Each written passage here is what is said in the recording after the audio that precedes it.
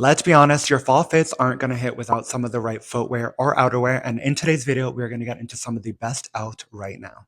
Welcome back to the channel, guys. It's Tomas sharing all my thoughts on fashion, lifestyle, and anything else that comes to mind. I'm here every single Wednesday with some surprise uploads on Sunday, so make sure you turn on the bell so you're notified and you don't miss a single video. Now that we got the intro out of the way, let's get into the footwear and outerwear that will completely change your fall fits.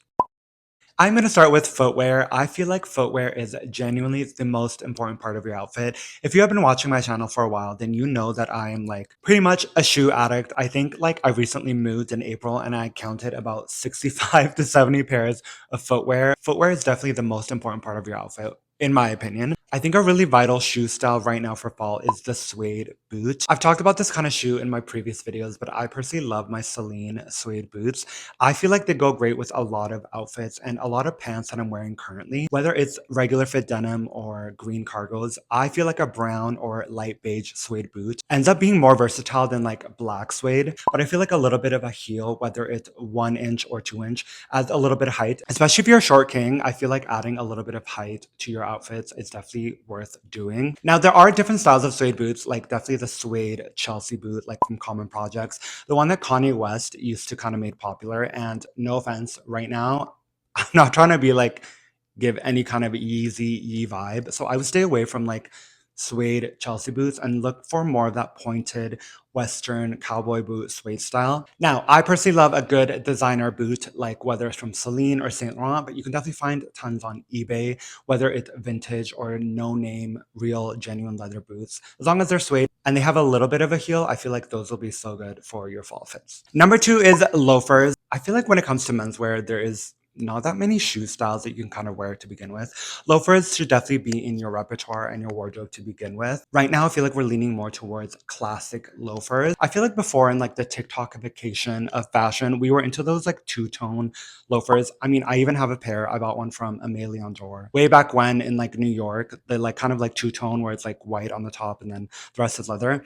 I feel like more classic loafers are on trend right now, especially in suede. I've talked about the Saint Laurent loafers that I'm completely obsessed with lately. I feel like a one single block collar of a loafer is so much more versatile when it comes to your outfits. You can actually get some pretty good quality, non-expensive loafers if you are just willing to do the research. I know those Banana Republic ones have been trending lately on TikTok. GH Bass always does a really great loafer. I think they're all running around for less than $200. Of course, if you want to go on the more designer side, the Row makes some incredible loafers. I personally have tried them on myself, and I mean, I'm pretty like delusional when it comes to luxury shopping. I have to say the quality is there, but you can definitely go look more on the high street side. Like Massimo Dutti also makes some great loafers as well. Third is slip-on. I'm thinking of this kind of like hybrid leather loafer slip-on vibe, definitely made famous by La Mer. So La Mer has their version of piped loafers, which I personally really like. But I've recently discovered this brand. Not sure if you guys have heard of it, but it's called Joseph T. They make some great genuine leather slip-ons for less than $200. I'll put them on the screen on a LinkedIn down below. I feel like a slip-on shoe is a great way to kind of make your outfits slightly more casual. If you don't want to do a loafer, sometimes it can look a little bit too like professional. But a slip-on, you know, you get the leather aspect of it, which adds some more elegance to your outfits, but still seems like a hybrid slip-on sneaker vibe that looks great with wide-legged cargos or straight-legged denim. Keeps it a little bit casual, but still adds that more cool edge to it. Would highly recommend checking out this website, Joseph T. I looked into it and I feel like I do want to order a pair soon because I feel like the quality is there. It's not totally breaking the bank, which I really like, but you still get a great, genuine leather quality product. I am like a hater of like vegetable leather. I think that if you are wearing shoes, you should be wearing genuine leather all the time, whether it's suede or just like a calfskin. It just wears on your foot better. Now we're gonna get into coats. I have so many great styles of coats and outerwear here that I feel like I also need to like take my own advice and like grab. And we're gonna start with the Barbour jacket. Now these have been trending for a while. I feel like a lot of people are like romanticizing or cosplaying as a British countryside. Obviously, this is like a UK staple coat. A Barbour jacket, I feel like adds a little bit more of that like European flair to your outfits. I think they look great with like really chunky knits,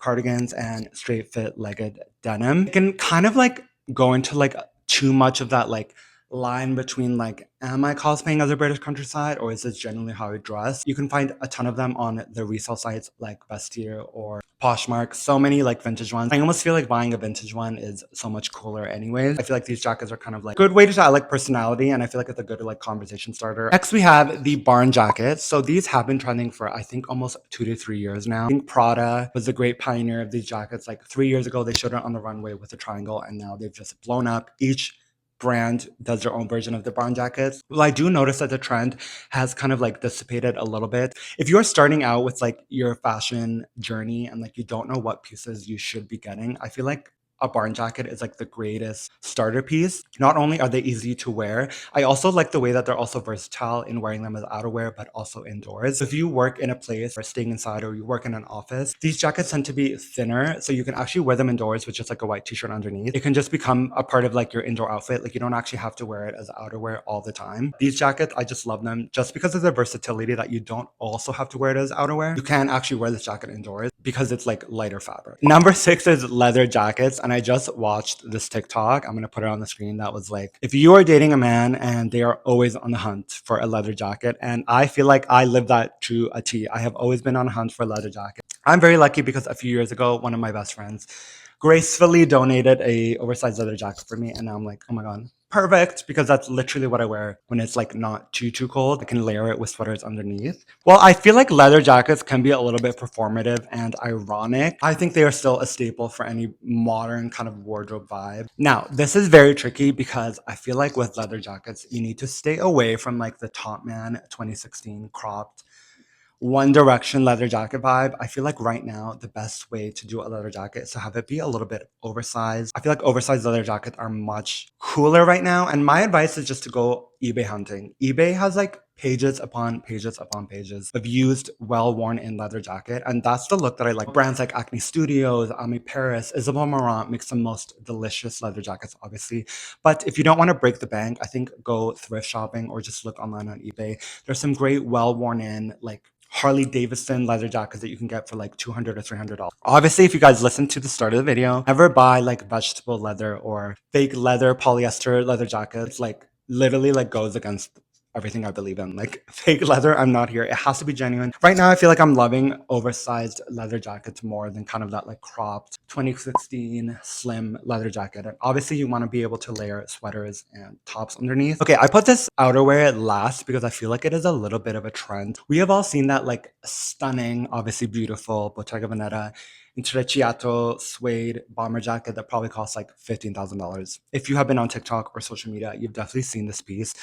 Obviously, we would all love to have this kind of piece, but I feel like suede bomber jackets are kind of like entering the menswear zeitgeist right now. I feel like I have seen a lot of them currently, and I love it. I feel like it's so lush and luxurious and a really great way to add that like extra level of luxury to your outfits. I've actually looked recently on like eBay and like resale sites for like suede bomber jackets, and I found some for like really great prices. Now, these can be a little bit more delicate. Obviously, you can't wear them in the rain. You have to spray them. You can't wear them when it's snowing. Suede is such a delicate fabric that it tends to like get ruined a lot. Kind of love the look of like a lived-in dirty suede bomber jacket. I don't know. I think it looks.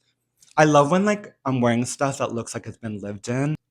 This is what I tell myself when I ruin something. I want to cry. I'm like, oh no, I didn't ruin it. I just like lived in it. That's literally what I try and tell myself. But a suede bomber jacket, I think it's a really big trend for fall 2025. Now, I only recommend investing in this if you feel like you're going to wear it next year or the year before that. I wouldn't go out and buy like a whole new designer suede bomber jacket if you feel like that's not going to be your vibe after a year. If you do kind of want to like dip your toe in this trend, I would highly recommend just going through thrifting or secondhand sites. It's well worn, pre-loved, and you're not going to feel guilty when you like when it goes in the back of your closet in the next 2 years. I'm loving this whole vibe that Bottega is doing right now with this like super luxurious, I'm a rich bitch, like suede bomber jacket that I'm seeing like all over social media. I think it's great. Obviously, not all of us have Bottega money. So this is a great way you can invest in this trend without like fully breaking the bank. Well, guys, that was my short and concise list of the most staple outerwear and footwear that you need for your fall outfits. Let me know which one was your favorite, and let me know what is like your most staple piece in your fall wardrobe. I have so many that I'm like always rotating in my weekly outfits that I feel like I'm finally at a point now where I like know what like works best for my style and my wardrobe. Thank you so much for watching, and I will see you guys in the next video as always. Peace.